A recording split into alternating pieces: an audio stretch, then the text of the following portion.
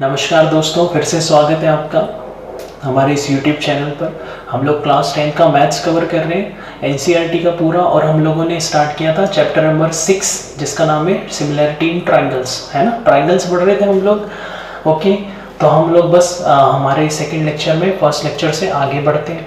ठीक है, first lecture में आप लोगों को पता है हम लोगों ने यहाँ तक पढ़ लिया था कि two polygons will be similar to each other. Two polygons आपस में सिमिलर होंगे। कब होंगे? तो हमने एक एक्टिविटी की थी, अगर आपको याद हो। एक बल्ब था और एक टेबल थी। हम लोगों ने एक क्वाड्रिलेटर लिया था, उसका नीचे एक सिमिलर क्वाड्रिलेटर बना था और हमने वहाँ से कंक्लूजन निकाला था कि टू पॉलीगॉन्स आपस में सिमिलर होंगे। कब? जब उनके कोरेस्पॉन्डिंग एंगल्स आपस में इक्वल होंगे। और सेकेंड कंडीशन थी कि कोरेस्पॉन्डिंग साइड्स की लेंथ प्रोपोर्शनल होंगी। कोरेस्पॉन्डिंग साइड्स प्रोपोर्शनल होंगी ऐसा कहो, या length of corresponding sides proportional होगी ऐसा कहो। ठीक है, और उसी स्टेटमेंट को मैंने एक और तरीके से लिख के बताया था, यहाँ पे लिखा हुआ है और अभी हम देखेंगे, उसे हम समझेंगे। सेकंड तरीके से सेकंड स्टेटमेंट को एक और तरीके से हमने लिखा था कि the ratio of the length of corresponding sides are equal. ठीक है, ये रही वो डेफिनेशन जो हमने निकाली थी। और इसको भी और हम पढ़ेंगे, एक्सप्लेन करेंगे। एक्सप्लेन करूंगा मैं आपको बेटा, लेकिन उसके पहले हम एक चीज़ समझते हैं। देखो ध्यान से, एक चीज़ समझाना चाहूँगा मैं आपको। रेशो, एक चीज़ समझते हैं हम लोग, रेशो समझते हैं बेटा। देखो, सबसे पहली चीज़, रेशो हमेशा सेम क्वांटिटी का निकाला जाता है। रेशो हमेशा सेम क्वांटिटीज का निकाला जाता है। जैसे आप लेंथ का रेशो निकाल सकते हो, आप वेट का रेशो निकाल सकते हो, आप दो लेंथ का रेशो निकाल सकते हो, आप दो वेट का रेशो निकाल सकते हो। तो बस रेशो निकालते समय एक ही चीज याद रखना है कि आप लोग सेम क्वांटिटी का ही रेशो निकालें। आप दो व्यक्तियों का लेंथ का रेशो, हाइट का रेशो निकाल सकते हो।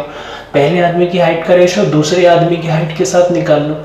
पहले आदमी के वेट का रेशो दूसरे आदमी के वेट के साथ निकाल लो, है ना। तो सेम क्वांटिटीज का निकालना है। ठीक है, आप व्हेल मछली की लंबाई और हाथी के वेट, है ना, व्हेल मछली की लेंथ और हाथी का वजन यानी कि वेट, इनका रेशो नहीं निकाल सकते क्योंकि लेंथ और वजन दोनों अलग अलग चीज है। तो सेम क्वांटिटी का हम लोगों को रेशो निकालना है। ठीक है सर, सिमिलैरिटी में आप रेशो कहां से लेकर आ गए?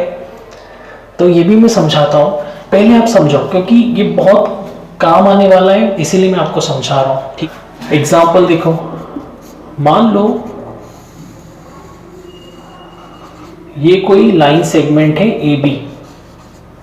ठीक है, और इस AB लाइन सेगमेंट पर कहीं पर कोई पॉइंट है जिसका नाम है P। अब क्या बोलेंगे हम लोग कि भाई P इस लाइन सेगमेंट AB को डिवाइड कर रहा है। P divides line segment AB, कि भाई जो P है it divides line segment AB, वो लाइन सेगमेंट AB को डिवाइड कर रहा है ना। तो हमेशा किसी ना किसी रेशो में डिवाइड करेगा। P इस लाइन सेगमेंट AB को हमेशा किसी ना किसी रेशो में डिवाइड करेगा। वो रेशो कैसे निकालेंगे? आप यहां से लेके यहां तक की लेंथ AP ले लो और यहां से यहां तक की लेंथ PB ले लो और इनका रेशो निकाल दो। ठीक है, तो इस रेशो में डिवाइड करेगा। फॉर एग्जाम्पल मान लेते हैं ये लेंथ कितनी है, 20 सेंटीमीटर। A से लेके P तक की लेंथ है 20 सेंटीमीटर, P से B तक की लेंथ है सपोज 15 सेंटीमीटर। तो आप ध्यान से देखो, AP की लेंथ कितनी है, 20 सेंटीमीटर, यहां पर रख दी हम लोगों ने। P से B तक की लेंथ कितनी है, 15 सेंटीमीटर, हम लोगों ने यहां पर रख दी। 5 4 20, 5 3 15, 4/3। ये AP रेशो PB कितना आ गया, 4:3 आ गया। क्या आ गया, 4:3 आ गया। तो हम क्या कहेंगे कि P divides line segment AB, P divides line segment AB इन 4:3, क्या बोलेंगे हम लोग, इन 4:3, ठीक है। तो किसी भी लाइन सेगमेंट के बीच में कोई पॉइंट होता है ना, वो उसको किसी ना किसी रेशो में डिवाइड करता है। तो अब वो रेशो कैसे निकालोगे, ये लेंथ अपॉन में ये लेंथ, और उसको कैंसिल कर लेना, रेशो आ जाएगा। समझ गए। मैं आपको एक और एग्जांपल देता हूं। ये एक लाइन सेगमेंट है पी क्यू एक लाइन सेगमेंट है। इस पी क्यू के ऊपर मान लो कोई पॉइंट है जिसका नाम है आर। तो हम क्या लिखेंगे, आर डिवाइड्स लाइन सेगमेंट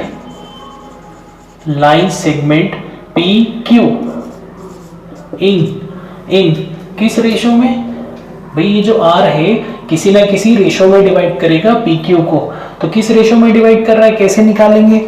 मान लेते हैं ये लेंथ कितनी है, पी से आर तक की लेंथ है सपोज 30 सेंटीमीटर, और आर से क्यू तक की लेंथ कितनी है, सपोज 20 सेंटीमीटर, ठीक है।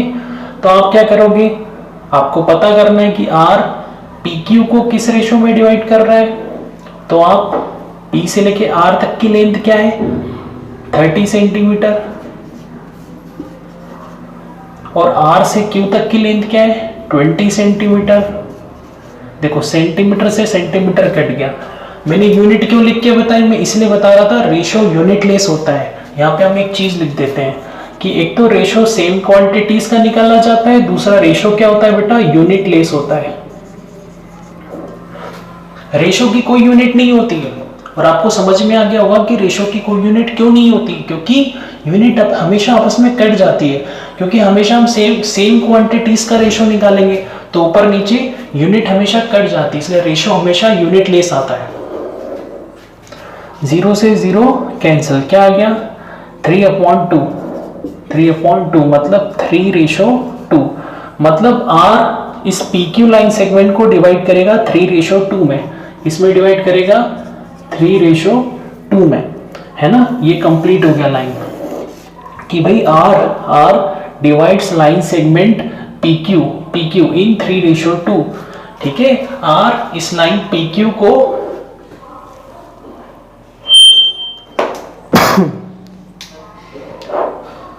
R इस PQ लाइन सेगमेंट को 3:2 में डिवाइड करेगा। तो हमेशा याद रखना, किसी भी लाइन सेगमेंट के बीच में अगर कोई पॉइंट होता है ना, तो उसको किसी न किसी रेशो में डिवाइड करता है। ओके, आइए बच्चों, अब हम बात करते हैं किसके बारे में, जहां से हमने अपना फर्स्ट लेक्चर खत्म किया था, वहीं से शुरू करते हैं। तो हमने कहा था टू पॉलीगॉन्स हमेशा सिमिलर होंगे, कब, जब उनकी कॉरेस्पॉन्डिंग एंगल्स क्या होंगे, इक्वल होंगे। और दूसरी शर्त क्या थी कि जो लेंथ होगी कॉरेस्पॉन्डिंग साइड्स की, वो क्या होंगी, प्रोपोर्शनल होंगी। क्या होंगी, प्रोपोर्शनल होंगी। इसी स्टेटमेंट को एक और तरीके से कह सकते हैं कि जो रेशियो होगा of length of corresponding sides, ये क्या होगा, इक्वल होगा। हमने लास्ट लेक्चर में यहां तक पूरा कर लिया था। अब यहीं से आगे बढ़ते हैं। देखो पॉलीगॉन के अंदर ट्रायंगल आता है, पॉलीगॉन के अंदर क्वाड्रिलेटरल आता है, और 1 2 3 4 5 साइड वाला पेंटागन भी आता है ना। तो भाई ये पॉलीगॉन, दो पॉलीगॉन आपस में कब सिमिलर होंगे, तो ये रही उसके लिए कंडीशंस, रिक्वायरमेंट, ठीक है। अब पॉलीगॉन्स में तो ट्रायंगल भी आता है, क्वाड्रिलेटरल भी आता है, पेंटागन भी आता है, और भी बहुत सारे आते हैं। हमको पढ़ना केवल ट्रायंगल है, तो हम लोग क्या करते हैं, यही डेफिनेशन ट्रायंगल के लिए बना लेते हैं यहीं से देखकर, ठीक है। Two polygons are said to be similar to each other if there, polygon हटा के क्या लिख दो, ट्रायंगल। क्या लिखेंगे हम कि two triangles are said to be similar, two triangles are said to be similar to each other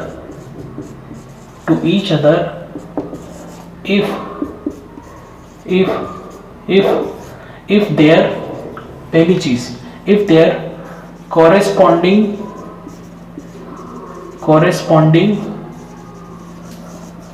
angles are equal, corresponding angles are equal, बस यहीं से उठाया, corresponding angles are equal to each other, है ना। पहली शर्त क्या है, corresponding angles are equal to each other,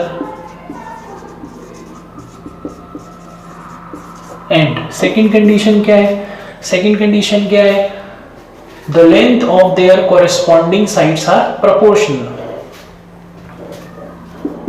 the length of their corresponding sides are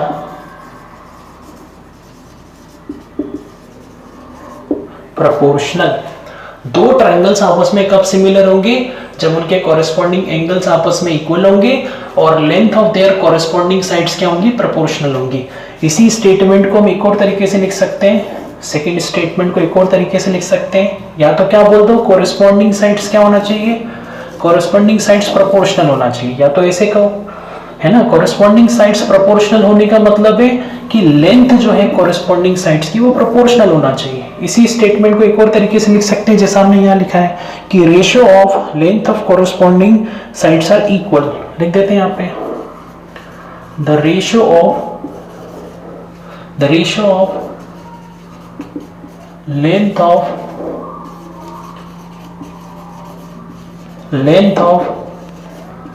corresponding sides, the ratio of length of corresponding sides are equal। ठीक है, एक चीज ध्यान देना, जब आप रेशियो की बात कर रहे हो तब हम उसको इक्वल बोल रहे हैं, लेकिन हम सीधे जब लेंथ ऑफ कॉरेस्पॉन्डिंग साइड्स बोल रहे हैं तो प्रोपोर्शनल बोल रहे हैं। ठीक है, जब रेशियो की बात करते हैं तो प्रोपोर्शनल मत लिखना, इक्वल लिखना। ठीक है, तो भाई दो ट्रायंगल आपस में कब सिमिलर होंगे, ये रही भाई, पूरा स्टेटमेंट निकल के आ गया। पॉलीगॉन की डेफिनेशन से ये बना दी कि कॉरेस्पॉन्डिंग कब होंगे दो triangles, two triangles are said to be similar, दो ट्रायंगल्स आपस में सिमिलर होंगे कब, जब कॉरेस्पॉन्डिंग एंगल्स क्या है आपस में इक्वल हैं, और सेकंड जो लेंथ ऑफ कॉरेस्पॉन्डिंग साइड्स है वो प्रोपोर्शनल होना चाहिए, या फिर यूं कह लो कि जो रेशियो होगा कॉरेस्पॉन्डिंग साइड्स का वो क्या होना चाहिए, इक्वल। ठीक है, तो हम इस डेफिनेशन को अच्छे से समझते हैं। बच्चों यहाँ पर मैं एक चीज और ऐड करना चाहूंगा, ध्यान से देखो, दो ट्रायंगल्स आपस में कब सिमिलर होंगे, जब ये दो कंडीशन है हमारे पास। अगर दो ट्रायंगल्स आपस में सिमिलर होंगे तो हमको हमेशा ये दो चीजें उनके अंदर देखने को मिलेंगी।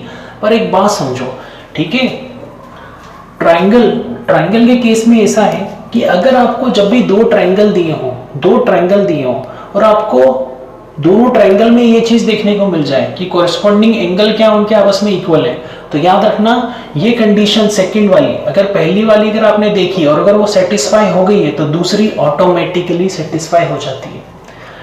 पॉलीगॉन्स के अंदर ट्रायंगल अकेला ऐसा पॉलीगॉन है, केवल और केवल ट्रायंगल ही ऐसा है जिसमें दो में से अगर एक भी सेटिस्फाई हो गई ना तो दूसरी ऑटोमेटिकली सेटिस्फाई हो जाएगी।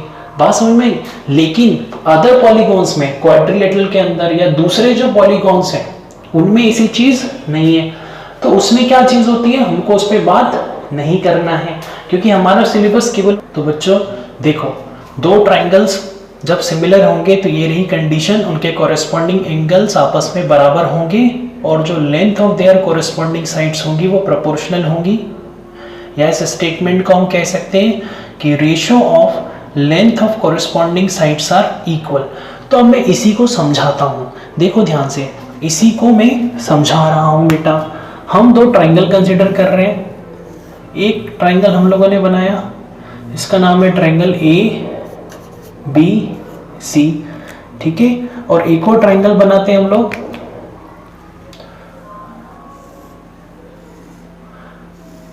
इस ट्रायंगल का नाम है PQR। अब बेटा ध्यान से देखो, ठीक है, दो ट्रायंगल जब सिमिलर होंगे, मान लेते हैं यही दोनों ट्रायंगल सिमिलर है, ठीक है, मान लेते हैं हम कि triangle ABC and triangle PQR आपस में सिमिलर है, ठीक है, मान लेते हैं सिमिलर हैं, तो भाई ये दो चीज देखने को मिलेगी ना।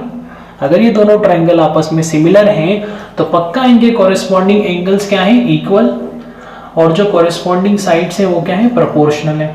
ठीक है, या फिर कह सकते हैं कि जो रेशियो होगा इनकी कोरिस्पॉन्डिंग साइड्स का वो क्या होगा, इक्वल होगा। यहाँ पे ये क्या लिखा है बेटा, ये इक्वल लिखा है।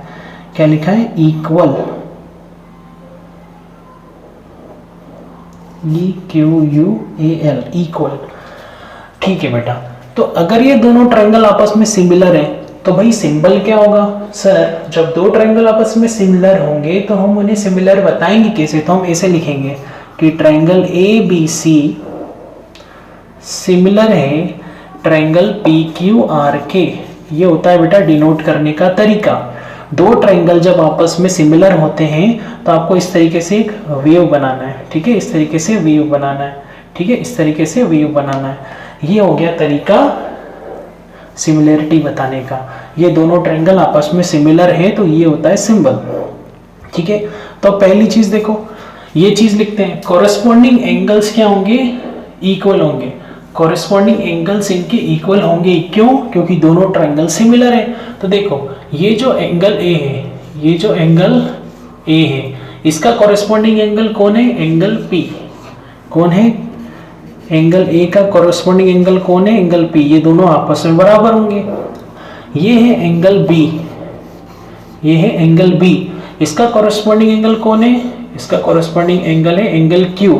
तो एंगल B एंगल Q के बराबर होगा, एंगल B एंगल Q के बराबर होगा। और ये जो है एंगल C, इसका कोरिस्पॉन्डिंग एंगल कौन है, एंगल R, एंगल R। तो भैया कोरिस्पॉन्डिंग एंगल्स हमने बराबर कर दिए, ये वाला स्टेटमेंट हमने लगा दिया, क्योंकि ये दोनों ट्रायंगल आपस में सिमिलर हैं।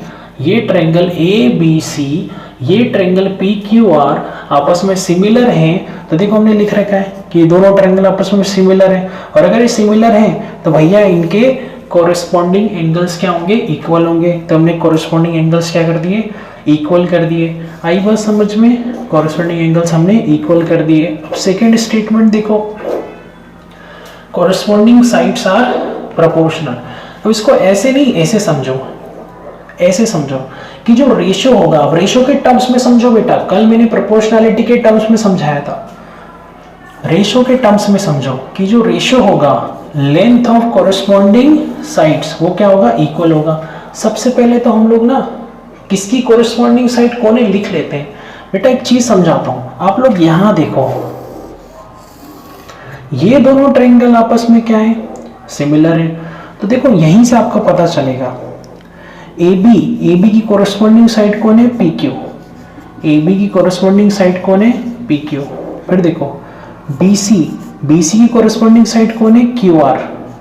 BC की कोरिस्पॉन्डिंग साइड कौन है, QR। और AC की कोरिस्पॉन्डिंग साइड कौन है, PR।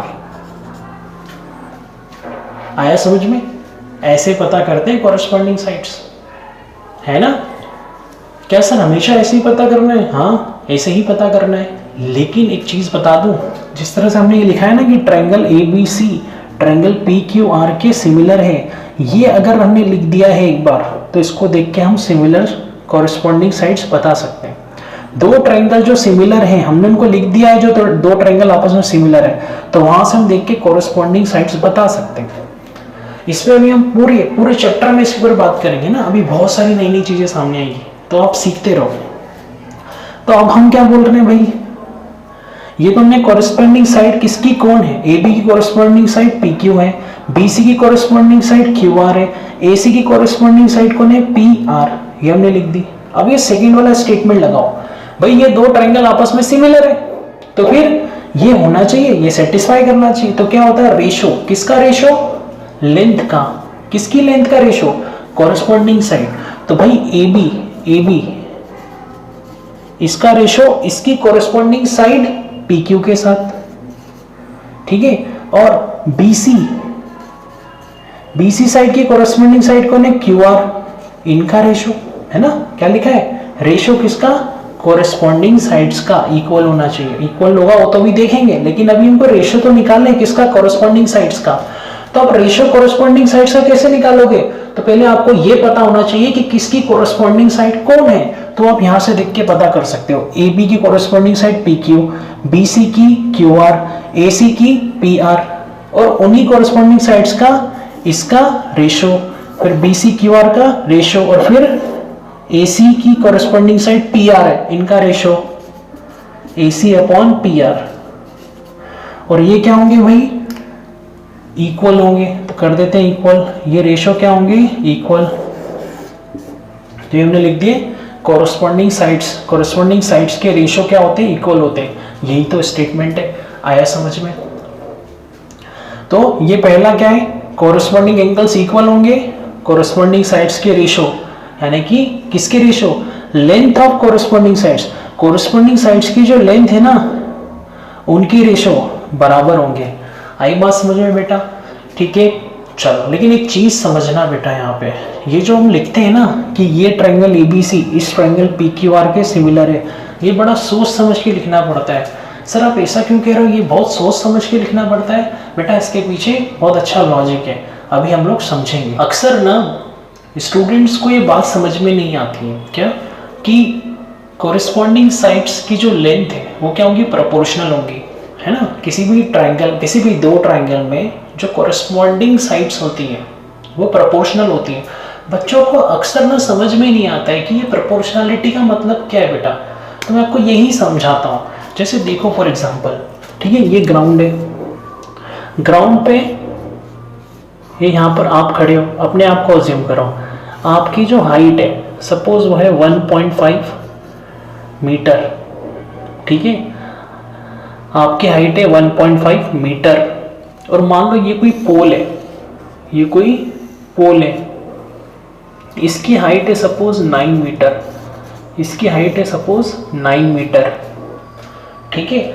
अब ये जो लेंथ है, अब देखो ये भी लेंथ है, ये भी लेंथ है, हम लोगों ने पढ़ा है दो लेंथ आपस में हमेशा क्या होती है, दो लेंथ आपस में हमेशा क्या होती है, कॉन्ग्रुएंट भी हो सकती है, सिमिलर भी हो सकती है। तो दो लेंथ आपस में कॉन्ग्रुएंट कब होती है, ये लेंथ और ये लेंथ आपस में कॉन्ग्रुएंट तब होंगी जब दोनों की लेंथ बराबर हो। पर इसकी लेंथ है 1.5 मीटर, इसकी लेंथ है 9 मीटर।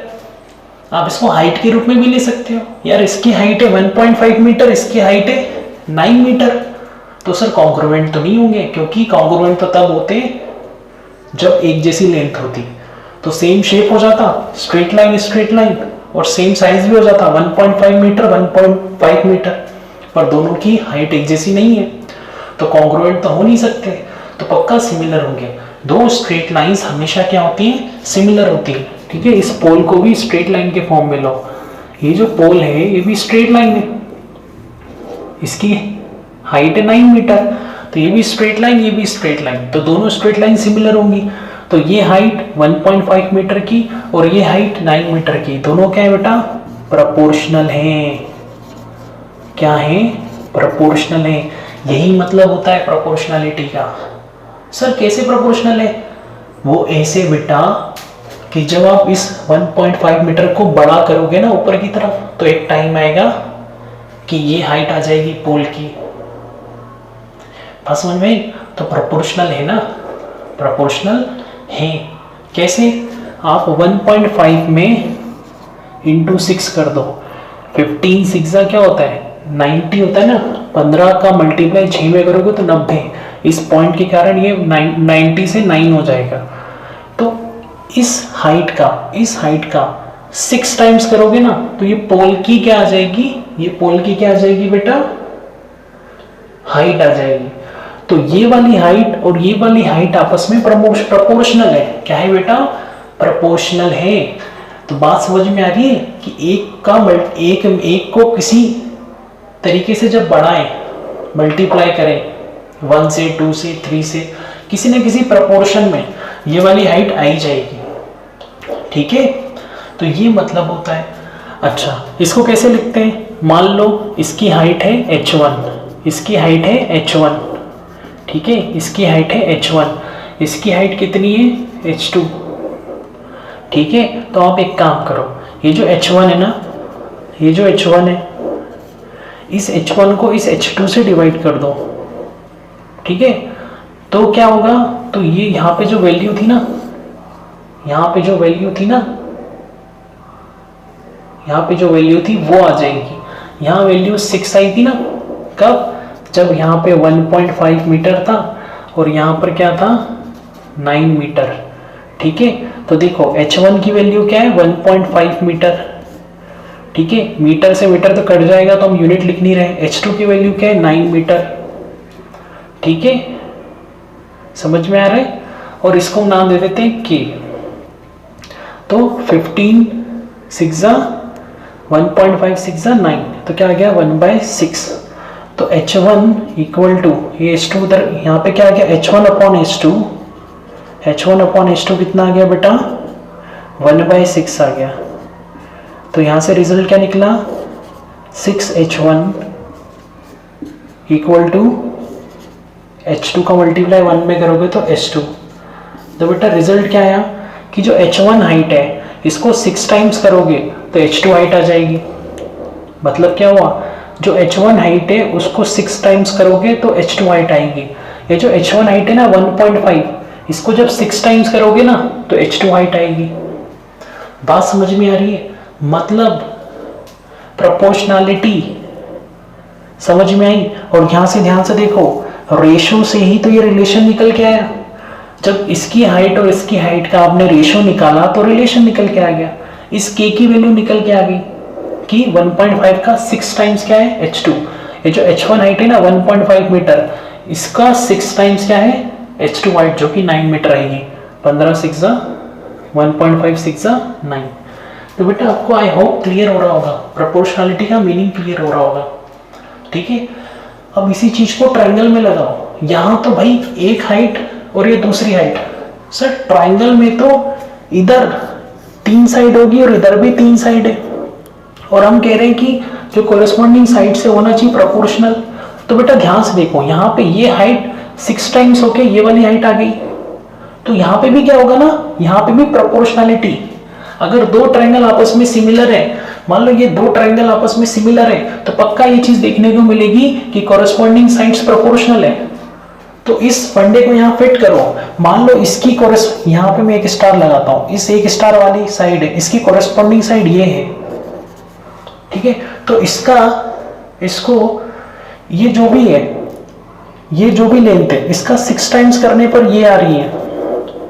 तो इसकी ये जो लाइन है, इसकी दो स्टार लगाते हैं, ये जो लाइन है इसकी जो कोरेस्पॉन्डिंग साइड है ना, ये इस लेंथ की ये जो कोरेस्पॉन्डिंग साइड है, तो इसको भी 6 टाइम्स करने पर ही ये आएगी। कोरेस्पॉन्डिंग साइड्स प्रोपोर्शनल होंगी, इसका मतलब क्या है, सेम वे में इसकी कोरेस्पॉन्डिंग साइड ये है। ठीक है, ये वाला ट्रायंगल में थोड़ा सा बड़ा बनाता हूं, ठीक है, ताकि आपको समझ में आएगा।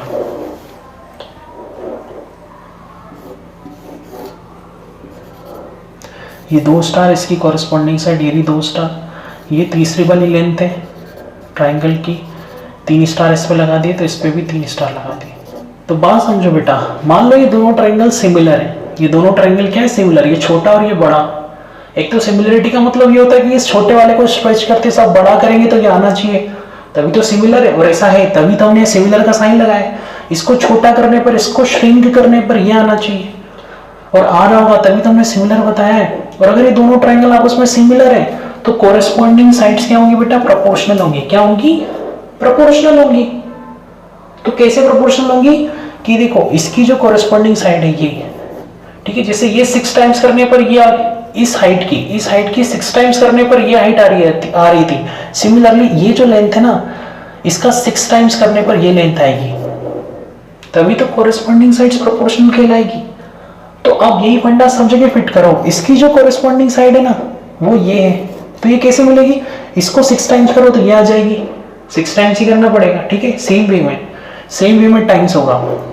इसकी कोरेस्पॉन्डिंग साइड ये है, तो इसकी 6 टाइम्स करोगे ना तो ये आएगी।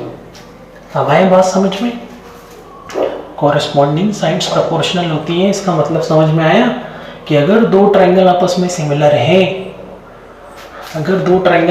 सिमिलर है, तो इसकी कोरेस्पॉन्डिंग साइड्स, अगर आपको इससे इसकी साइड लाना है तो कैसे मिलेगी, इसकी लेंथ का 6 टाइम्स करो तो ये कॉरेस्पॉन्डिंग लेंथ आ जाएगी, इसकी कॉरेस्पॉन्डिंग साइड जो भी है इसका 6 टाइम्स करने पर इसकी ये कॉरेस्पॉन्डिंग साइड आ जाएगी, इसका इस वाली साइड की जो भी कॉरेस्पॉन्डिंग साइड है 6 टाइम्स करो तो ये जो कि इसकी कॉरेस्पॉन्डिंग साइड है वो ये आ जाएगी। बात समझ में है।